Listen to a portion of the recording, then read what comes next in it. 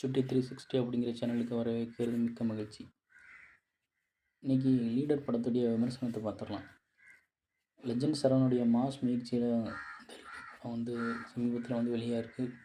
அந்த படம் எப்படி இருக்குது, அதில் என்னென்னலாம் இதெல்லாம் வருது, அவனுடைய கதை என்ன, யார் யார் எப்படி இயக்கியிருக்காங்க, என்ன இது அப்படிங்கிறது விமர்சனமாக இந்த காணொலியில் நம்ம தெளிவாக பார்த்துடலாம்.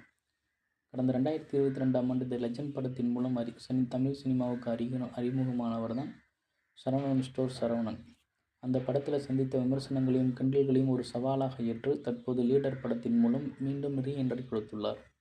எதிர்நீச்சல், கொடி, கருடன் போன்ற படங்களின் மூலம் கவனம் ஈர்த்த துரை செந்தில்குமார் இயக்கியுள்ள இப்படம் எப்படி இருக்கிறது என்றே பார்க்கலாம். தூத்துக்குடி துறைமுகத்தை தனது கட்டுப்பாட்டில் வைத்துள்ள சால்ட் பாகுபலி பிரபாகர் எனும் லோக்கல் தாதா, த டெவில் சந்தோஷ் பிரதாப் எனும் சர்வதேச லெவல் குற்றங்களில் ஈடுபடும் கேங்ஸ்டர் ஒருவருடன் இணைந்து அமோனியம் நைட்ரேட் கடத்த திட்டமிடுகிறார். இதனை தடுக்க முயலும் போலீஸ் அதிகாரி சந்திரா ஆண்ட்ரியா தான் மேலதிகாரிகளின் நெருக்கடியை சந்திக்கிறார். இன்னொரு புறம் துறைமுகத்தில் மெக்கானிக்காக வேலை செய்யும் சக்திவேல் என்ற சரவணன் தற்செயலாக சால்ட் உடனான மோதலில் ஈடுபட சக்திவேலின் பின்னணி சந்திராவுக்கு தெரிய வருகிறது. சக்திவேலின் கடந்த காலம் என்ன, அவருடன் இருக்கும் சிறுமி யார் போன்ற கேள்விகளுக்கு பதில் சொல்கிறது லீடர்.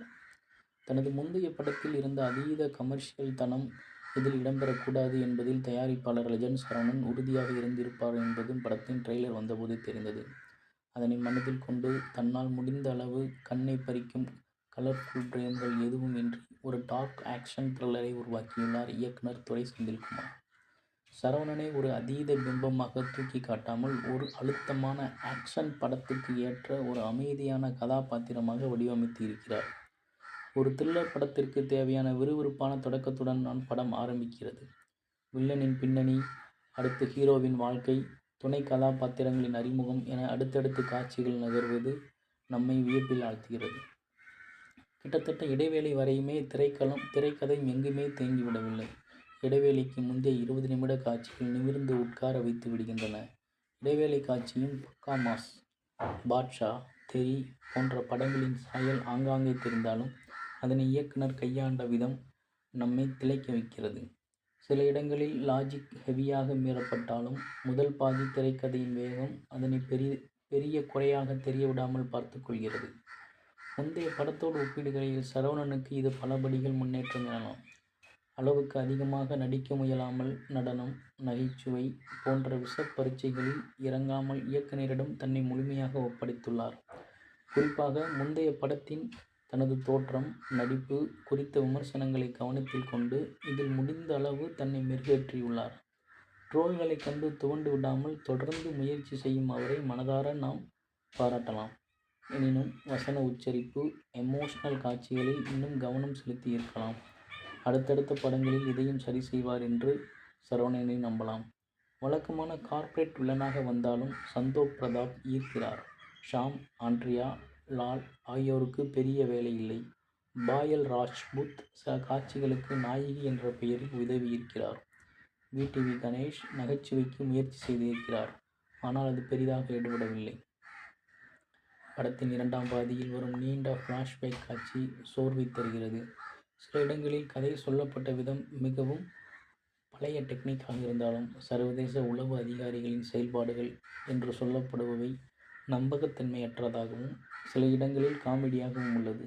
இந்த ஃப்ளாஷ் காட்சியின் மேக்கிங் கூட சுமார் ரகம்தான். முதல் பாதியில் இருந்த விறுவிறுப்பும் சுவாரஸ்யமும் மொத்தமாக இங்கே மிஸ்ஸிங்.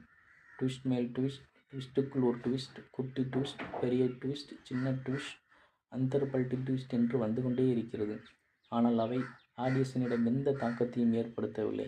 கிளைமேக்ஸ் சண்டை காட்சி எடுக்கப்பட்ட விதம் சிறப்பு என்றாலும் நீளத்தை இன்னும் குறைத்திருக்கலாம்.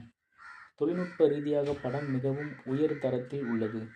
வெங்கடேஷின் ஒளிப்பதிவு அந்த புழுதி படிந்த துறைமுகச் சூழலையும் குறிப்பாக கிளைமேக்ஸில் வந்தே பாரத் ரயிலுக்குள் நடக்கும் சண்டை காட்சிகளையும் மிக தத்ரூபமாக படம் பிடித்துள்ளது. எடிட்டிங் படத்தின் வேகத்திற்கு பெரிய அளவில் உதவியிருக்கிறது. குறிப்பாக ஹீரோவின் ஆக்ஷன் காட்சிகளில் இருக்கும் சில குறைபாடுகளை கேமரா கோணங்கள் மற்றும் எடிட்டிங் உத்திகள் மூலம் மறைத்து அவரை ஒரு முழுமையான ஆக்ஷன் ஹீரோவாக லெஜெண்டாக உயர்த்தியிருக்கிறது. ஜிப்ரானின் பின்னணி இசை படத்தின் வேகத்தை தூக்கி நிறுத்த உதவியிருக்கிறது. பாடல்கள் மாண்டேஜ் காட்சிகளாக வருவது ஆறுதல். எனினும் ட்ரெய்லரில் கவனம் ஈர்த்த முத்தை தரு பக்தி திருநகை பாடல் வைக்கப்பட்ட இடம் பொருந்தவில்லை. அது ஒன்றுதான் இப்படத்தில் இடம்பெற்ற மிக சிறப்பான பாடல். மகேஷ் மேத்யூவின் ஆக்ஷன் காட்சிகள் பயர் ரகம். மொத்தத்தில் இது சரவணனுக்கு ஒரு நடிகராக தன்னை மெருகேற்றிக் கொள்ள ஒரு நல்ல வாய்ப்பா என்று சொல்லலாம். அவர் எதிர்கால தமிழ் சினிமாவில் கால் பதிப்பதற்கும் சிறந்த படமாக இப்படம் அமைந்துள்ளது. அதை அவர் முடிந்தவரை சிறப்பாக செய்துள்ளார். சமூக வலைதள ட்ரோல்களுக்கான வாயில்களை முற்றிலுமாக அடைத்துள்ளார். லாஜிக்கை ஓரம் வைத்துவிட்டு பார்த்தால் ஒரு போரடிக்காத ஆக்ஷன் த்ரில்லர் படமாக வந்திருக்கிறது. இரண்டாம் பாதி தொய்வை முதல் பாதி விறுவிறுப்பை கடைசி வரை தக்க வைத்திருந்தால் மறக்க முடியாத அனுபவத்தை தந்திருக்கும் இந்த லீடர். அனைவரும் ஒருமுறை பார்த்து ரசிக்கலாம். நன்றி.